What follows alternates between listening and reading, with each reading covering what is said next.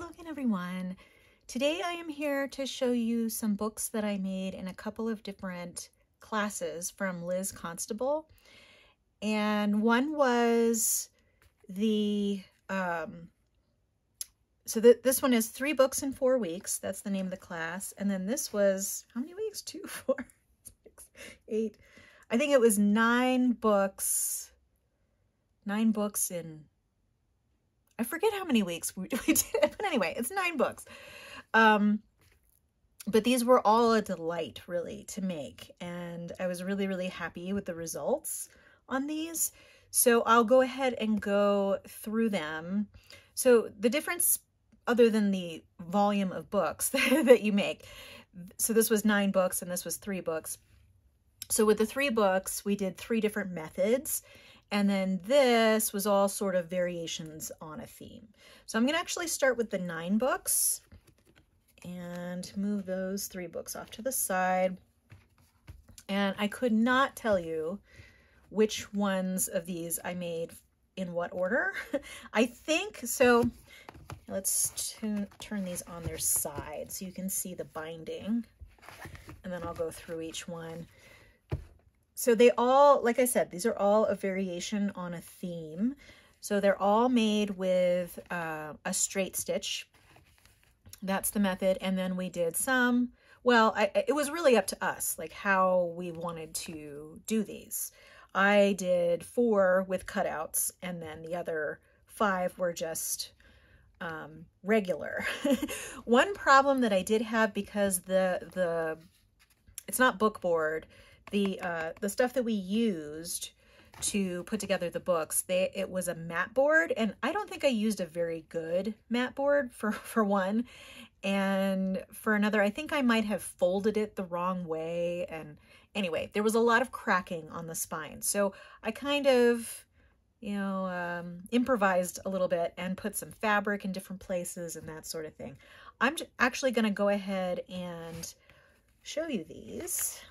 Oh, that's going to be a big stack. I'll put them up there and then I'll show you them one by one. So this one, and again, these are all variations on a theme. We made a big piece of paper that we then cut to be covers for all these books, and there's a lot of collage and sewing, and I put little bits, scraps of cyanotypes on mine, so that's what this is. And it was so satisfying to do these. Yeah, and you can see they're are these gonna last long term? I don't know. But like if you wanted it to sit flat, I'm not sure that would be the best. I don't know, it kind of sits flat. So the inside are kind of a work in progress, and the covers are all sort of, I did a variation on this configuration with a cyanotype and some hand-dyed fabric, and some bits of collage. So you'll see that theme again and again. But I still need to do a little bit of work on the inside because I used some papers that I did in, well, the method that I learned in Dyed and Gone to Heaven and in Fodder School from Liz Constable. I've basically, I'm not signed up for her, well, by the time you see this, it'll probably be past. I'm not signed up for her book camp. She's doing a virtual book camp. And although it sounds really fun, it sounds very intensive. And I just have so many different things going on that I don't think I can put that much energy into it for the length of time that it is. Maybe in future years I'd want to do it. But I really, really love all of her classes, and it's really fun because basically, to a certain extent, it's kind of like a prompt, and then you go wild with it. And it's a basic technique, and then, do what you want, basically. So I did. But this is a mix of those dyed papers and some music sheets. I'm not going to flip through each and every book because that would take a while, but I'll just give you an idea of the types of papers. And so I did have some pages with some of my mark making papers, and I did a little bit of collage on some of these. And this is kind of one of those things where I might want to just make it kind of an abstract book like this, and then maybe just add things throughout like that. But as you can see, like here, I just left this blank, but I do kind of like the grid. So whether I will use these as traditional journals, and here's the inside binding, because there are, what, 5? Yeah, 5 signatures, what you call signatures. So basically 5 sections of pages in here. And there we go. So that's the first one. This one had, basically you could cut the spine any way you wanted to. So I kind of did that for some. But again, I don't think my mat board was the best quality because it was starting to split a little bit here. So I probably would use something different if I tried it again. Oh, and one of the papers tore a little bit, and I kind of like the way it looked peeking out here in the signature, so I just left it. But as you can see, so I used some different fabrics here, but I tried to include this particular fabric, which is something I dyed with madder root. And I think this might be linen. I can't remember because I basically grabbed a bunch of fabric from various spots in the house and dyed them. So I did try to include this sort of reddish color on all of them so they would have a similar color story. And I didn't glue these down so that you could kind of see the texture of the paper underneath. And again, you know, I've got some collage pages. I've got some of these Dyed and Gone Heaven pages and some more music sheets. Basically why I decided to add music sheets and collage papers and that sort of thing is because I did not have enough of the dyed papers at the time, and I didn't want to make more, or I couldn't make more for whatever reason.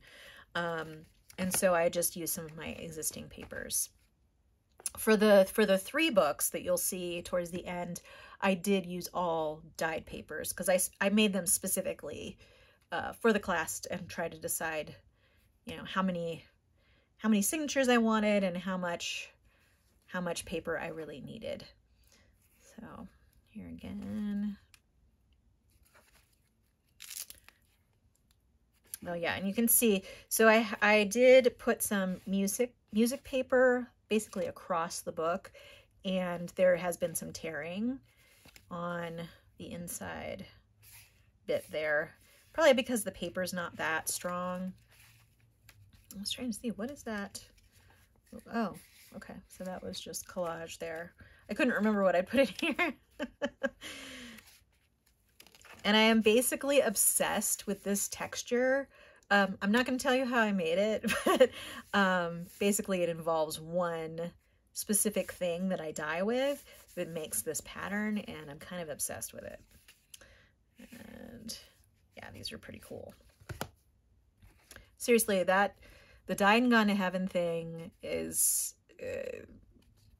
I'm going to be doing it for a long, long time. Maybe not forever, but well, you know, forever's a long time. But I really like the method, and I really like how it looks, so I'll probably be doing that for a while.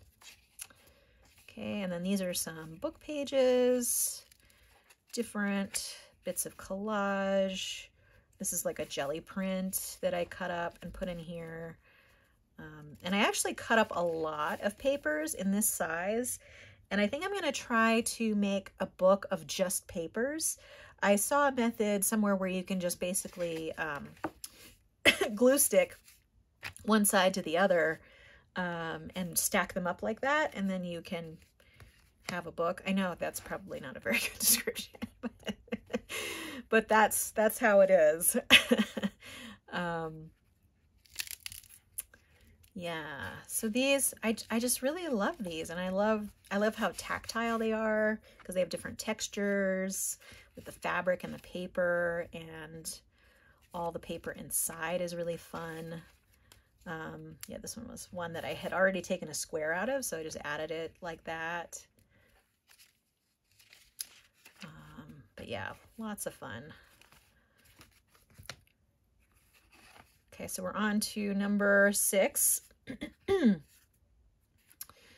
And And I thought about gluing these down, but I kind of liked the interactive nature of it, where you could peel it back, look at the cover, kind of feel it like that. I'm a very tactile person, so I really like being able to feel all that texture. And then on the inside, same deal with all of these, but they're all going to be different, obviously, because they're not going to have identical papers. None of these are going to be duplicated. They're all going to be completely unique, just because there's no way to replicate any of that. All right, and here's another one. We've got two more after this. This is another one that I did cutouts on. This one I think worked a little bit better than the vertical cuts, because, I don't know, maybe I was cutting with the grain of the stuff, but you can still see it splitting a little bit. I don't know if you can see that. But, and it's kind of interesting to see. I mean, this is also sort of a test of which papers work well for certain things and which ones do not. Especially in lining the inside of the book. Like, these were rice papers, and they're very flexible, and they don't seem to have cracked at all, kind of like that music paper did, so those are nice. Actually, let me start a second stack so they don't all fall over. And this one, I tried all kinds of variations on the straight stitch. This is a bookbinding tape that I think I got from Wow Studios. It's really, really sticky. I used it because I wanted to correct, you can see here where there was some tearing there. I wanted to kind of cover up some of the tears with that. But the problem that I had was, how do I cut it? Because it's super sticky on the roll, and it's just very hard for me to cut. I think I might end up having to cut it with a knife, like an X-Acto knife, because scissors, I did it with scissors and it ended up kind of wrinkly, and this little bit I think lost its stick because it keeps coming off there, but I'll have to figure that out. Yeah, so like I said, these were super fun, and because they're kind of a batch, you could just kind of mass make, which I kind of like. Oh yeah, so I put little strips like this all throughout the books, because they were basically scraps after I had cut this size, and I didn't want to waste them. So I added them in, but this only has binding up here and down here. So I had to move this down so that I could bind it at least partially into the book. But I do like using, you know, all the paper basically. And there you go. And this was actually from a ballooning. It was all like different flying machines.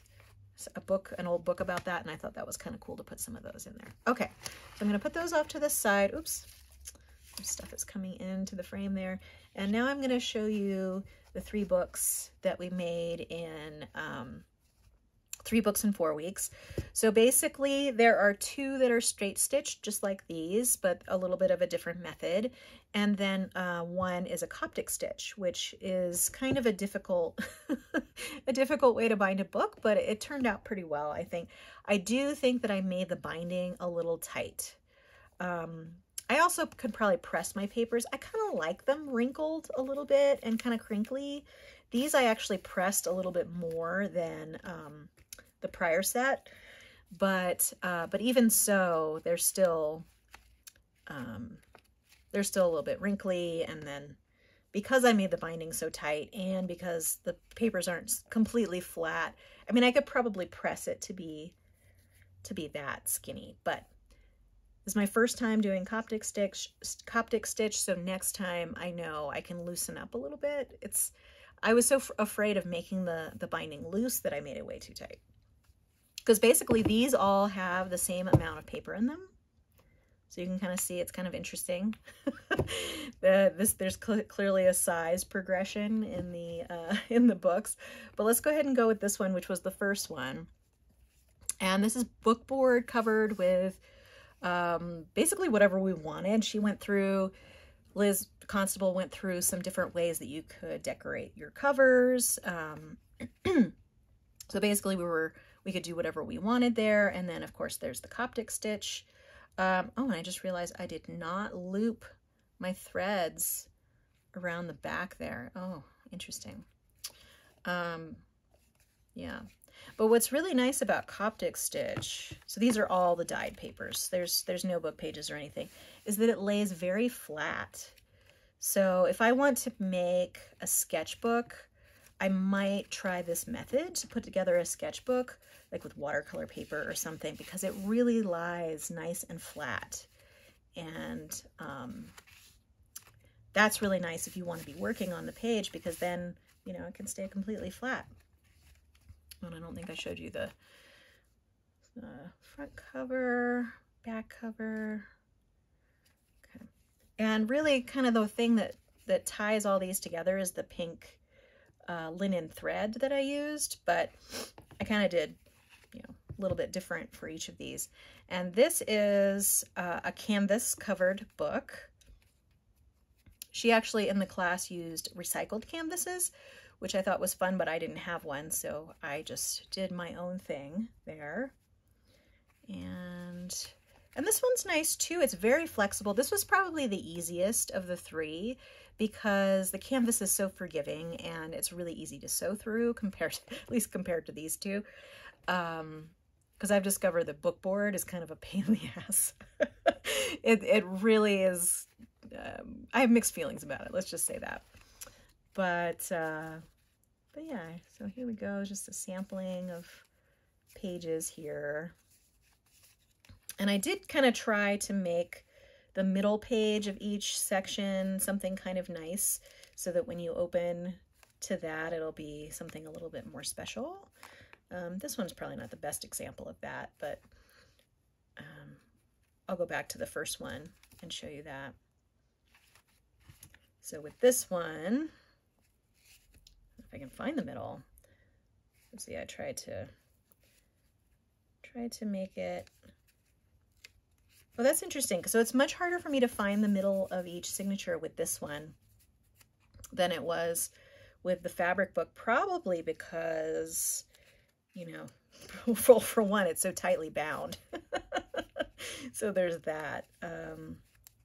Yeah, this is one of my favorite pages. I really like this one. And then one last center page. There we go. And then the last book was a fabric covered board book, essentially. And this is my first time making this kind of book too. Well, I suppose it's my first time making all these kinds of books. Like I never dealt with canvas making a book. I never dealt with bookboard making a book. So this was all new to me, and I'm just glad they turned out.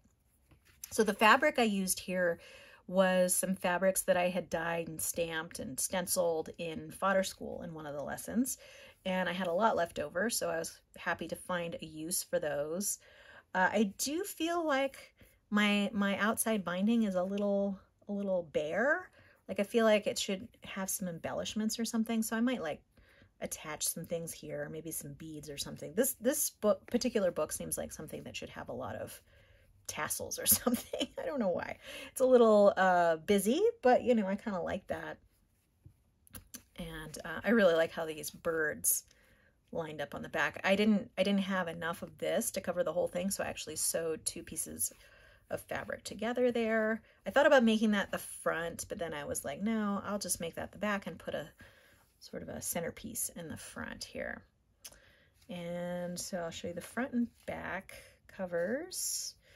And again, I think I'll probably just show you the middle pages because those are supposed to be the most interesting, at least from the ones I picked.